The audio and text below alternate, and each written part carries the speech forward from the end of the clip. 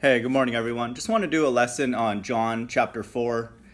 I know that a lot of my videos are typically me just kind of ranting, but I hope that there's some amount of encouragement or insight in them. But I'll try to put more up where I'm just basically reading, different passages that I find interesting. I believe I've done a lesson on this passage in the past or possibly referenced it, but it's going to highlight a couple points that I want to make that I think are interesting about Jesus Christ or what we call Yahushai. So John chapter 4 reads, "When therefore the Lord knew how the Pharisees had heard that Jesus made and baptized more disciples than John, though Jesus himself baptized not but his disciples, he left Judea and departed again into Galilee. And he must needs go through Samaria." The wording is very strange. I'm reading King James just to be a purist, but so apologize for my choppy reading. "Then cometh he to a city of Samaria, which is called Sychar, near to the parcel of ground that Jacob gave to his son Joseph." You can kind of see, just that's an interesting point too, is whoever is writing this, this is the book of John, so John or one of his people.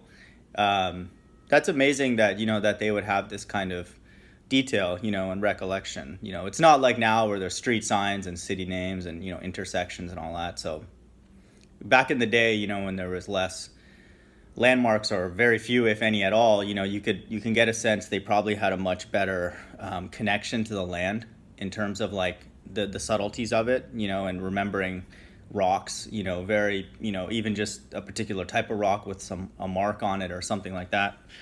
But I just think that's kind of interesting. Now Jacob's well was there. Jesus therefore, being wearied with his journey, sat thus on the well, and it was about the 6th hour.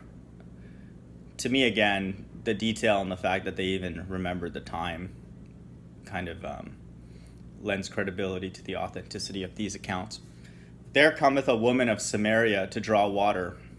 Jesus saith unto her, Give me to drink. For his disciples were gone away unto the city to buy meat. Then saith the woman of Samaria unto him, How is it that thou, being a Jew, askest drink of me, which am a woman of Samaria? For the Jews have no dealings with the Samaritans." So you can see like the religious segregation happening, and I suspect it's not just a religious thing. It could be just it could be actually a financial or even like a wealth disparity or separation, and all that kind of stuff. You never know. But I do remember reading about the Samaritans, and the story of the Good Samaritan kind of highlights this as well. It's like people who are by contrast maybe not known to be the most either spiritual, generous, thoughtful, and all that kind of stuff, because he would pick that group in that story to contrast against like the Levite, and the religious folks. So these group of Samaritans, I guess, in that area, in that jurisdiction, would be deemed, like the least sort of religious, spiritual, connected to God, charitable, even according to that other parable. So, this is not surprising that she would make a statement like this. And so Jesus answered and said unto her, If thou knewest the gift of God, and who it is that saith to thee, Give me to drink, thou wouldest have asked of him, and he would have given you life. He would have given thee living water. The woman saith unto him, Sir, thou hast nothing to draw with, and the well is deep. From whence then hast thou that living water? Art thou greater than our father Jacob, which gave us the well, and drank thereof himself, and his children, and his cattle? So this shows that the lineage, this woman could actually go back to Jacob and could be of one of the 12 tribes, but just sort of removed, disenfranchised, just an outcast, or the black sheep, so to speak.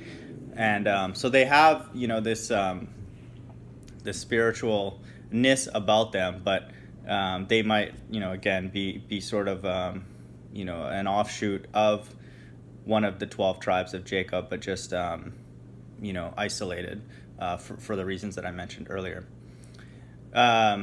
Jesus answered and said unto her, whosoever drinketh of this water shall thirst again. But whosoever drinketh of the water that I shall give him shall never thirst. But the water that I shall give him shall be in a well of water springing up into everlasting life. To me, this whole concept of everlasting life, really to me, the way I kind of view that is just that people want to live. Certain people on this earth want to live forever. And this is why I've done a video in the past where you should only take I would say just take any advice in these days from spiritual people, but only take spiritual advice from spiritual people. Why? Because those people I'm not saying that automatically means that they're giving you good advice, but you only want to take advice from people who want to live forever, because those are the kind of people that, to me, it's not that we think that we're better or behave better than other people. A lot of times we won't, and that's just a fact, that there are sins that, righteous people have committed throughout human history that will resemble, if not outdo, some of the sins of those non-spiritual. That's just the world that we live in and the nature of this fallen existence. But everlasting life to me is something that it's just something that people want, and they don't know why, and it's the same for people who don't want it. They don't know why, and this is where the Bible says in many, many, many places that these things have already been predetermined. So, obviously we don't, assume that this is going to happen just because we want it. We hope for it. And so, this is where even in this verse 14, it's like that it will spring up into. So it's like kind of a process that he's describing into everlasting life. And so to me, this is a very important thing. It's like there are people, and it's becoming, to me, harder and harder to find. And I'm not seeking pity, and I'm not saying I'm any better than anyone else because of this, but it is hard to find people who really truly want to live forever, and also live forever for the right reasons, and I do think one of the right reasons is just you're naturally curious, and drawn into knowing more of the Creator. It's just where else would you want to be except behind, close to the source of all this, and all that, and all the understanding and the love and all that, that would come along with that. So to me, this is a very, very important thing, to help also navigate through the world that we live in now. There are people, if you want, business advice, how to become rich and all that stuff, you would go around people who have that, and that's just, and try and mimic what they did, and to me, it's like, if you want to know about God, one of the main characteristics I would look for is be around people and seek out the counsel of people, of people who want to live forever, and most importantly that, but also for the right reasons too. The woman saith unto him, Sir, give me this water, that I thirst not, neither come hither to draw. So she's like, he's kind of baiting her into this, and she still doesn't quote unquote get it. I think this is what I think is amazing about Jesus or Yahushua, and really by definition he would have to do this. He would have to convert pretty much every single interaction into something spiritual, because that is all that, he knows is everlasting, is the spirit world, and that is the only thing that will give life. And so he's changing her mindset from physical drinking water to what he's referring to as is the wisdom and understanding and the desire to seek out everlasting life and hopefully to attain it.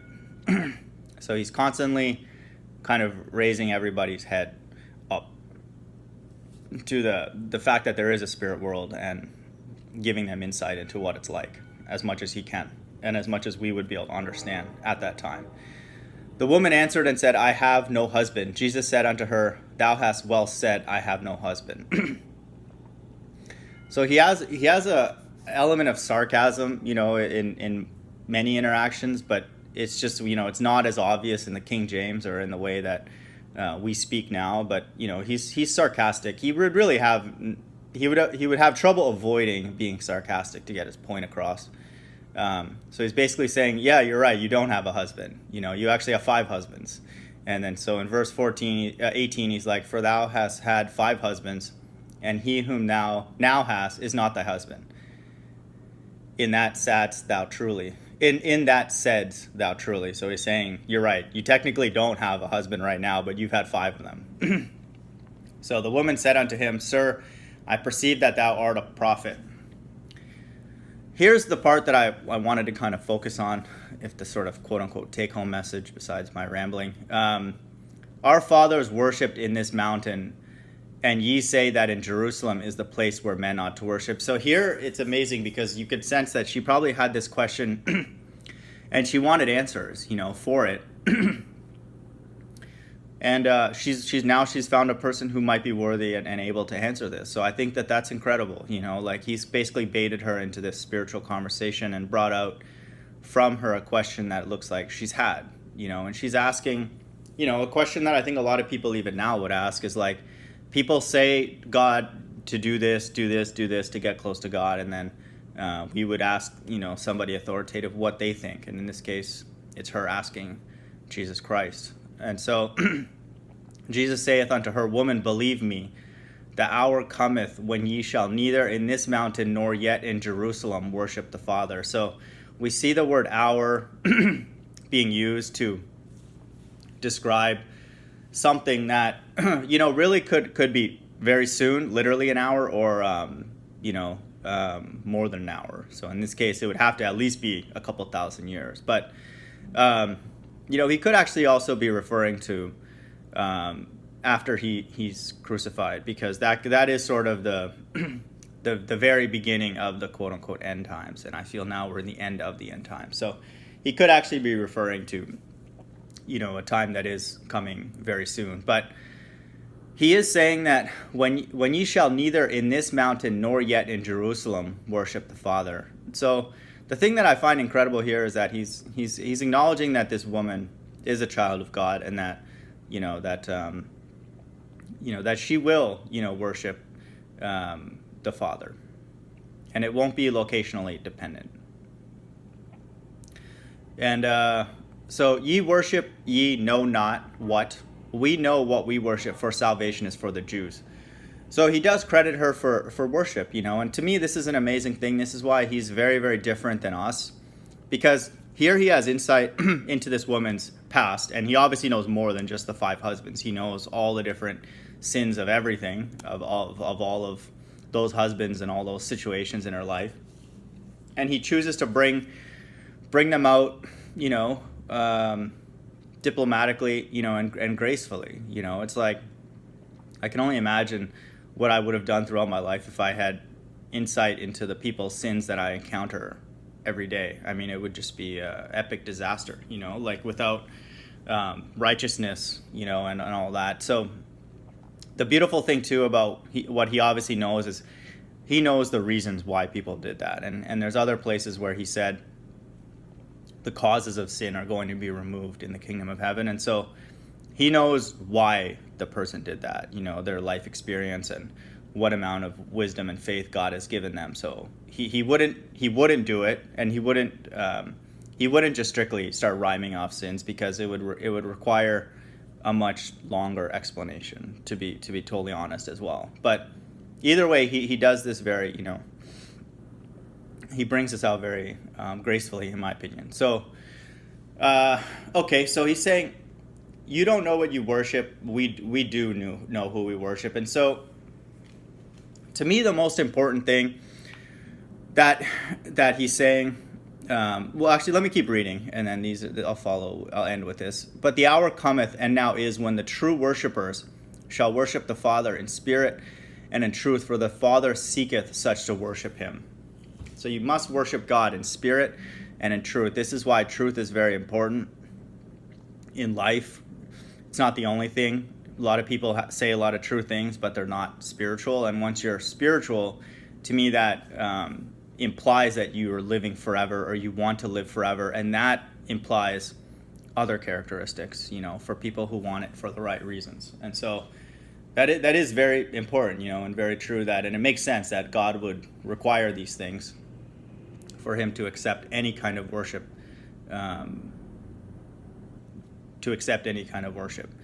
God is a spirit, and they that worship him must worship him in spirit and in truth. The woman saith unto him, I know that Messiah cometh, which is called Christ. When he is come, he will tell us all things. Jesus saith unto her, I that speak unto thee am he. And it's interesting, too, the disciples come up after and say, why are you talking to her? And so, to me, this is kind of amazing thing, too, that really he obviously doesn't care, what people say. He's just, he is running the show in his own way. And he's talking to whoever he wants, whenever he wants, saying whatever he wants. And, that's a powerful thing. To me, in many ways, that's indicative of the quote-unquote elect. They would have to have, certain element of that. And, we see that, with certain people who go out of their way to say things that are not popular amongst, their friend circle or strangers or whatever and all that. And that's a very righteous characteristic. It's like getting your point across, interacting with somebody, engaging with them, getting them to think about spiritual things is the most important thing. Who that person is, and all that kind of stuff, and where they stand in the societal hierarchy is not anywhere near as important as potentially, giving someone insight into the spirit world. And, and that's what he did. So the most important thing I wanted to end off with really is he does say in this, in 22, we know what we worship. So he's saying directly that he is worshiping the Father himself. And so he's the way, the truth, and the life. So we know by definition he is satisfying the criteria for acceptable worship from the Father being a spirit and being, he's literally the truth, but worshiping in spirit and in truth. So, but he's saying we worship. So he's saying he is worshiping the Father. And this to me is the take-home message of this point, of this post, is ultimately the only wise thing to do if you're going to worship anything is to worship the Father, and any of this like man worship is obviously people worship or material worship is unacceptable, but even I think more dangerous is wanting other people to worship us, and that is a temptation and is something that is out there in the world, and it's subtle, it's like even in many ways, like people who get obsessed about having a large following, and I have to catch myself like this, feeling like if you're by yourself, or you don't have anybody who is around you or whatever, that's it feels like you're not living life, you're not accomplishing anything. But in many ways there's a lot of virtue in that, just because we cannot have people around us who we want to worship us, or kind of agree with all the things that we believe, and that type of thing. Like, we don't need like a cheerleading section, and all that to gain comfort. What this is getting at is ultimately the only pursuit that makes sense is to worship the Father in spirit and in truth. That is the only thing that is a wise decision, and seeking anything else besides that and encouraging others to do the same is an unwise decision and a waste of time and potentially evil. Because, it's just, it's not logical to worship anything but the Creator. And even Jesus Christ himself, the Messiah, the Son of God, is worshiping the Father and really telling everybody that they will eventually too, and that he's doing the same thing. And he could be the type who could sit there and bask in his wisdom and his power and all that kind of stuff. But, that's not what he does. And this to me is the very nature of someone who is representing God here on earth to do this, is to basically point everybody, everything, every interaction, use every ounce of his energy to lift people's minds to the spirit world and the truth of the spirit world, and that there is a creator. And he is looking for people to worship him in spirit and in truth. So getting people to like worship us, or having a big following and all that kind of stuff, do not seek after those things. It's easy to fall into that trap. Especially if you're a man and you like want other men to like be your sort of cheerleading section, basically, or anything related to that, just to fit in, or whatever you're doing or we're doing to do that. You don't want to do that, and that is, to me, a very homosexual kind of vibration, to even want that kind of thing, and it's like, even when not to pick on Drake, but like some of these like rappers and stuff, they have like more guys around them, to me, which is like really odd. Like, I would take care of my friends, and the people around me, like financially and whatever I can, if they need a place to crash or whatever for a while. But I'm not like having like 20 guys around me and stuff like that, if I'm rich, like, obviously I hope that I would be generous and all that. But I would want women, like around, like I'll have 20 women, that I'll take care of or something. But, obviously, hopefully my mind would be on the spirit world as well. But to me, it's like, and that's in it kind of, and I don't obviously know him personally, so I don't want to like pick on him. There's a lot deeper stuff going on, I'm sure, in his life. But, it's like, to me, this whole concept of like having followers in general, men or women, doesn't make sense. To me, the only thing that would make sense, what does make sense to me with, I feel, the narrative in the Bible, and imagine someone who is like God, which is blasphemous to say, but to me, it's like, if you're God, if you're a God, someone who is like all powerful and all that, you wouldn't even want people who you've created yourself to just sit there and say how great you are. It's like, that might be cool for like a little while, but like, it's like, that would get boring. And we see that in our human existence, and we're evil. So why would God be like that? To me, the only thing that makes sense, that would bring that God pleasure, is to have more entities like him that are independent of him and free thinking, because he's free thinking, but are exactly consistent with the principles that he likes. And he's very quirky. The God of the Bible, you can call him whatever you want. You could even say he doesn't exist, because we don't know with 100% certainty. We have to have faith in that. He's quirky, like there was just a passage recently someone brought up in my dialogue about honoring, your slave master, your master, because it's a righteous thing. It's like that. This is just something the Heavenly Father, if the God of the Bible is true, he likes this, and that's seen in Jesus Christ or Yahushua, because this is the God, this is a spirit of God being,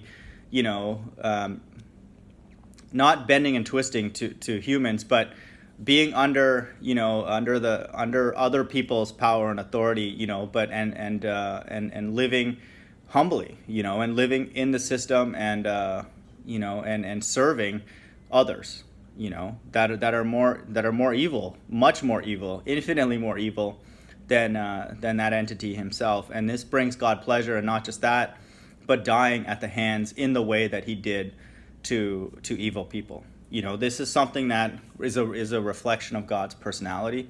You could not like that or understand it, which I would be in that camp.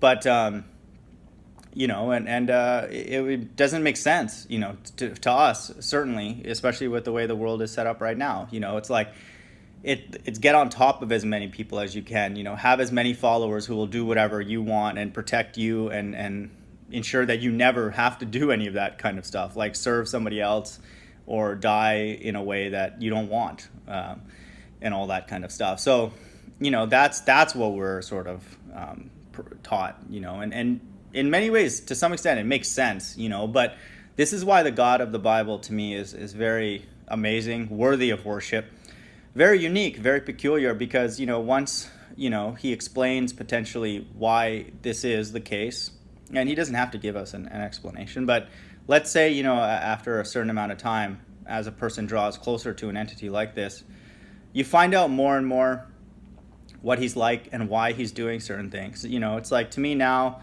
God being infinite and being able to do whatever he wants, to me the earth is a slightly less impressive now just because it's filled with a lot of evil, but it's still impressive. No one can argue that creating an earth and putting people on it is amazingly creative. But it's like it's easier now to get past the fact that God can do anything. Now the question is like, why is he doing certain things? It's like, that to me is a much harder question now, once you can get past the fact that God exists, and by definition he would be able to be all powerful and infinitely creative. So if he creates something, if we create artwork or have a dream, it's going to be like a couple hours long and 5 characters and a script, and then we wake up and it's done. But when God has a quote unquote dream or makes a movie, it's going to be complex. It's going to be an earth, and it's going to have like a sun and the moon. It's going to have math, science, physics. It's going to have generations after generations and all that stuff. That's the way he rolls. That's all he's able to produce, is something that complex. And so, but now we're moving, I feel in many ways, and it's okay to move past that and start asking, why is God like? Why are you like this? Why do you want people to be subject to masters, their masters, even if they're unrighteous and potentially satanic, which is the issue that we're under right now, or the leadership that we're under right now. These are pedophiles. A lot of the people that are at the top, the kind of things that they do behind the scenes, Bohemian Grove and all these child sacrifices and all that, it's this is a whole different leadership structure. But the God of the Bible likes when his children work in that system somehow and still manage to be faithful, and this is just this is again a peculiar entity that it's very, very difficult to understand, but very, very worthy of worship. And so, sorry, my main point is that it doesn't, as much as it says in this verse that God is seeking people to worship him in spirit and in truth, to me though, one of the truths is that once you are spiritual and in the spirit, and one of the main truths is that God wants other people to not simply just worship him, but to be like him, and to draw closer to him, to understand him. Because, you wouldn't want people around you that are not like you when you're at that level. It's like, imagine if you're like a mathematician, or, I play golf a lot. It's like, and I have to catch myself like this. When I'm around other golfers who are not as good as me, it's frustrating, and it's not even just that they're not good. They play slow, and I play really fast, and I'm a pretty good golfer. So it's like I cringe sometimes. It's like sometimes I'm like, I don't even want to play. I'm leaving. Because this person's playing so slow, and I felt really bad. This is kind of a side story, but like I was playing with a guy, a couple weeks ago. I got paired up with him, and like he played really slow. Like he was on the phone. He was just taking 3 or 4 practice swings. The guy was like not very good. And then on the like 7th or 8th hole, he told me that like his ex-girlfriend called him on the way. This is a true story, on the way to the golf course, and said that she was diagnosed with breast cancer, and like he was just like dealing with that. And so I like swallowed, did a big gulp, and I was like, wow, like that is definitely a moment where I have to, it's not funny. That's definitely a moment where I realized like, I need to not take this so seriously and stop being basically an asshole. But in my mind, I never said anything to him on the golf course. I played along, literally. But, man, what was I talking about? Yeah, so if you were at the highest level at something, and I'm not even at the highest level in golf, but let's say you're like a mathematician, and you're stuck around like toddlers all day, asking you what's 1 + 1, and like, eventually, at the beginning it'll be cute, whatever. They're like, wow, this kid's really smart, and all that. And you're like, dude, I'm tired of being around these idiots, like they're just, it's not even that it's evil. It's like, they're just not challenging you intellectually, it would be frustrating. So to me, it only makes sense that God would only allow people in his presence, who are either fully aligned with him, or they just do whatever he says, potentially both. And so by definition, everything that exists God created, so everything is obeying him. So that's like a default, remove that. But He gives us the ability to think that we're independent, which is to me a fundamental point of being God. We cannot be molded into becoming like God, or even have the chance to become like God, unless we have some sense of independence and sovereignty, which he has. So he grants that to us. How he does that, that's a mystery.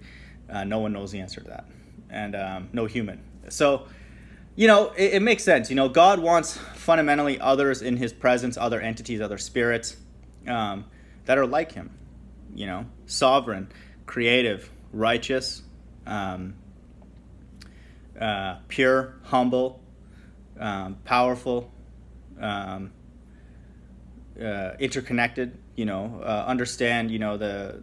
That everything is his, so that needs to be handled in a particular way, and all these kind of things. And so all the kind of axioms that we could use to define a God, based on what we experience, and human history and what he's created, creation, literally what's in front of us. So this video got really long, but one last verse, Revelation 22,